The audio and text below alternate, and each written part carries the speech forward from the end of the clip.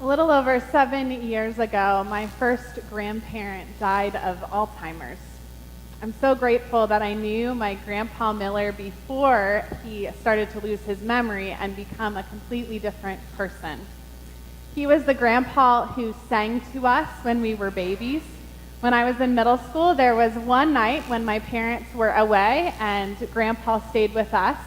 And he was the grandpa that on a school night that evening begged for me to stay up past my bedtime to play one more round of Uno. That was the kind of person that he was. I knew him from a familial perspective, but I heard a news story from his life after he died. My grandpa worked his last job at the Department of Aging before he retired. And at his funeral, a former coworker talked about a day in the office that she will never forget when Grandpa greeted a new client whose name was Jesus. He took Jesus back to his cubicle, looked over his papers, and he looked Jesus in the eye and he said, "Okay, Jesus, what can I do for you today?"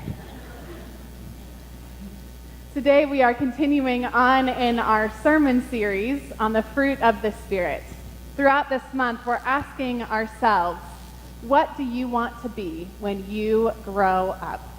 We've read every week a part of Paul's letter to the church in Galatia where he encourages them to bear fruit and to take on love, joy, peace, patience, kindness, generosity, faithfulness, gentleness, and self-control. And today we are looking at kindness, generosity, and faithfulness. There have been several studies done on kindness and the ways that it changes lives. A Stanford study in 2005 examined two different groups of people working in a similar environment. And it asked one group to go about their normal week, but to practice 5 intentional acts of kindness. And then they told the other group to just go about their week as normal without any kind of intentionality. And at the end of the week, the group that practiced intentional kindness was actually happier than the group that didn't do the same. But studies have also shown that kindness doesn't just change humans. There was a group in England a few years ago that did a study with dairy farmers and cows, of all things. And so one group of farmers was asked to do their work with their cows as they would normally do. And then the second group was asked to do things a little different, to give their cows names, to speak to them gently, to thank their cows for giving them milk. Well, it turns out that the cows who had farmers that spoke to them kindly gave 69 more gallons of milk a year than the cows who were just treated the same. Kindness changes things. But I think kindness can all at once be something that is so very simple, but also so very difficult. Our reading in Luke today comes from what is known as Jesus' Sermon on the Plain. You may remember in Matthew that Jesus preaches a Sermon on the Mount, which has some similarities to this one as well. Before the scripture we read today, Jesus offers blessings to those who are poor, those who are hungry, and those who weep. And he also then warns those who are rich or full of laughter, those who are keeping what they have to themselves. And he seems to sum all of that up by saying the words that we just heard from Heather. Love your enemies. Do good to those who hate you. Bless those who curse you. Pray for those who abuse you. That's some pretty tough stuff. I don't know about you, but it's hard for me to love my enemies. It's quite difficult for me to do good to those who would rather have nothing to do with me. I don't know how to offer a blessing to someone who tries to curse me. And I also don't really know how to pray for those who abuse me or others. It's quite a difficult thing to do. Well, we were at work camp a few weeks ago. I told the youth about a close friend of mine in seminary who wasn't always a close friend. I met John during the welcome picnic at Wesley Seminary right after we had moved in, and I pretty quickly figured out that I just didn't like him. John was loud and obnoxious and very opinionated, and his opinions seemed to be the exact opposite of my opinions. Does anyone have someone like that in their life at all? Maybe? I think we all do. He lived right down the hall from me, and we were in practically every class together that semester. So I couldn't get away from him, and it was just so annoying.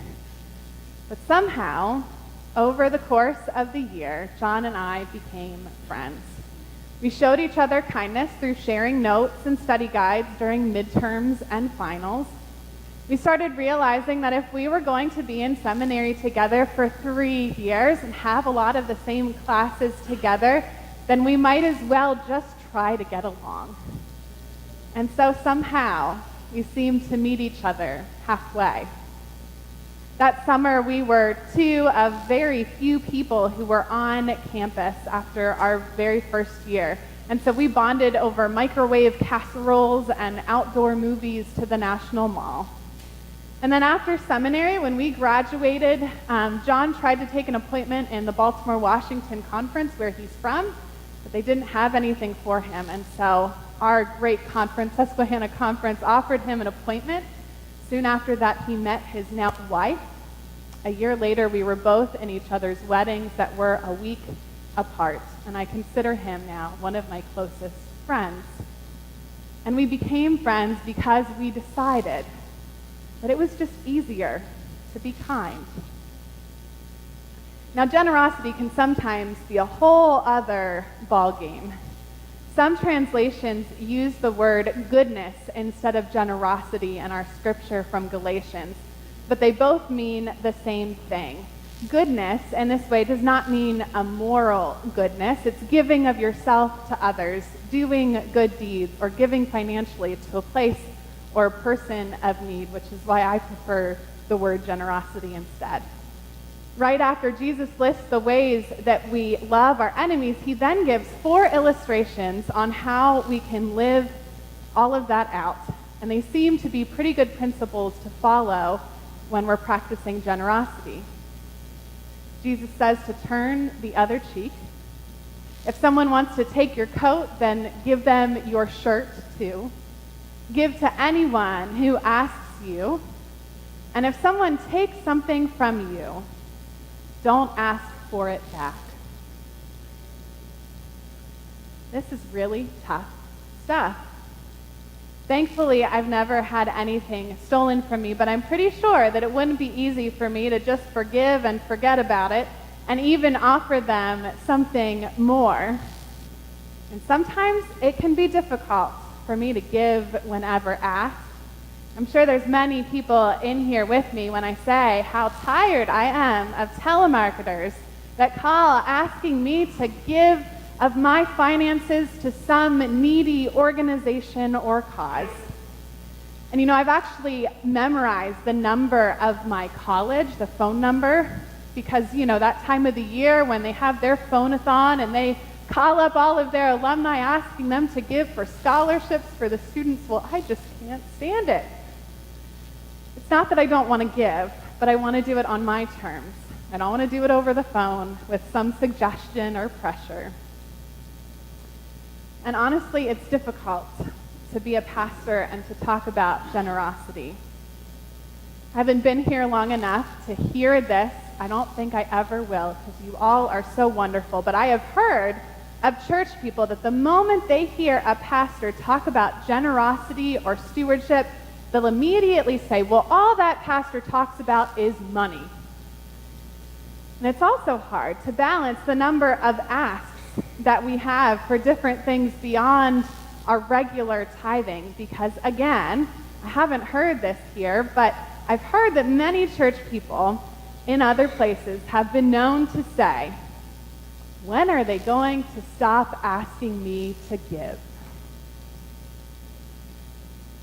But I think a generous spirit, the spirit that Jesus is getting to from Luke's gospel, is one that responds to asks in the church by saying, isn't it wonderful that we have so many opportunities to give? Isn't it wonderful that there are so many opportunities that we have to give? No one is forcing anyone to give to this church. We just give people the opportunity. And I'm so proud to be the pastor of a church where people take the opportunities given to them and then give with generous hearts. I heard about that this past week. A couple of months ago, before I came here, you were challenged to fill baby bottles with change for one of our mission partners' capital area pregnancy centers. And we just got a letter from them this past week. We actually got a visit from their director, too, as he was stopping by, wanted to meet me in person and thanked me personally. Together, we raised $1,719 for capital area pregnancy centers that'll be going to help women throughout our community facing pregnancy. Isn't it amazing what just a little change can do? And when we don't practice generosity, we're missing out. I really feel like we're missing out on all that God has for us. But when we do practice generosity, amazing things can happen. I've witnessed time and time again throughout my adult life that when I trust God with my finances and I commit to tithing a portion of my income back to whatever church I'm a part of or whatever church I'm serving, God always provides for all of my needs. Always. Sometimes I think it may take a reframing of our mindset to be generous.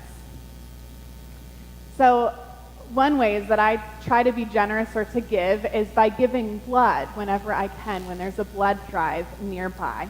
I obviously can't now because there is a baby that is depending on every nutrient of my body to grow. But when I'm able, I like to do so, but I have to wrestle with myself beforehand and talk myself into it. I have to reframe my mind.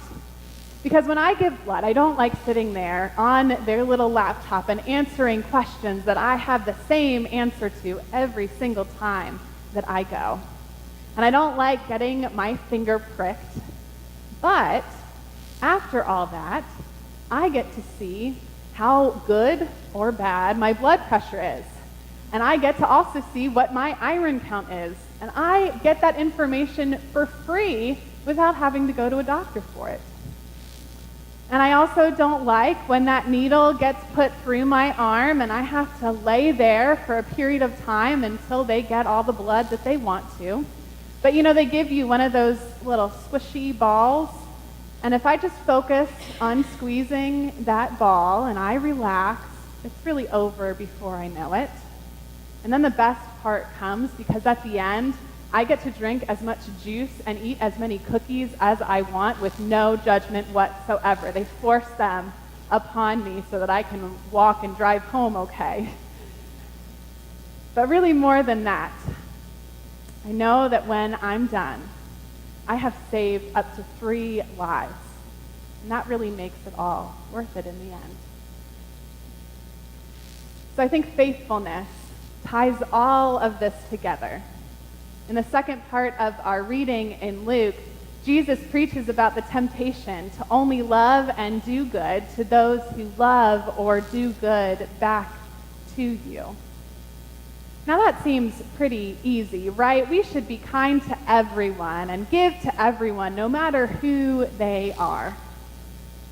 But don't you think that it's our human tendency to show a little more kindness and a little more generosity to those who are a little more kind and a little more generous to us? Faithfulness calls us to a kind of concern and care without limits. We're called first and foremost to be faithful to God.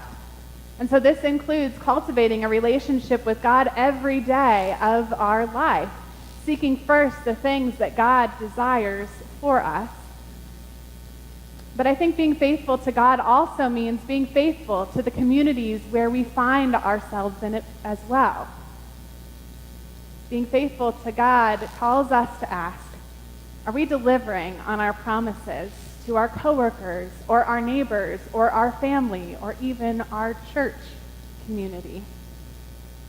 Or do we choose to fulfill our promises to the ones we know have or will do the same for us?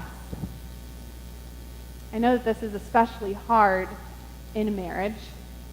Being faithful to your spouse means choosing day in and day out to keep giving, to keep encouraging, and to keep caring for one another.